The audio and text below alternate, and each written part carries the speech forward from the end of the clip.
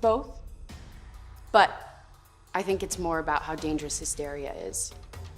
It took over Salem and the Crucible, and again in the 1950s, the fear of the Soviet Union led to people getting unfairly persecuted. But I don't think the play is a history lesson.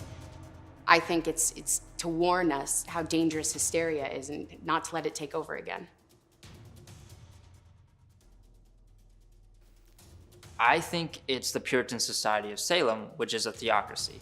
The church and the state are the same, and it's everyone's job to judge everyone else's morals, which is a recipe for disaster. Narrow-mindedness. Greed, jealousy, revenge. I'll just say that it's so many of the townspeople that Abigail, Reverend Paris, Thomas Putnam take advantage of a terrible situation just to advance their own personal interests and desires. The society itself. The way it is set up, it's inevitable that the people turn on each other eventually. Of course, I mean, there were slaves in Salem. Tituba was a slave.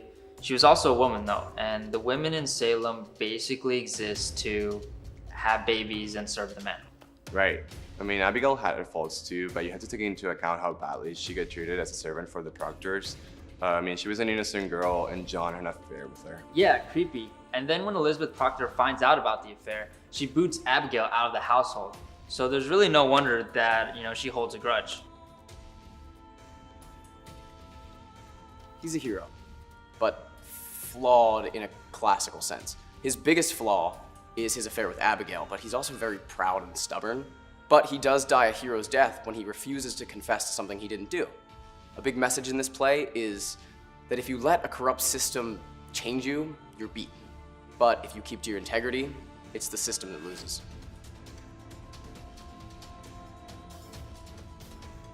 I'm taking the AP English Lit exam next spring, so I'm reading books that could be helpful for that, like Pride and Prejudice.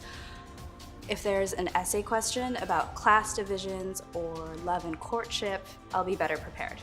What's great about Pride and Prejudice is that it's one of the novels that's added on the SparkNotes website, so I can read it and study it right there.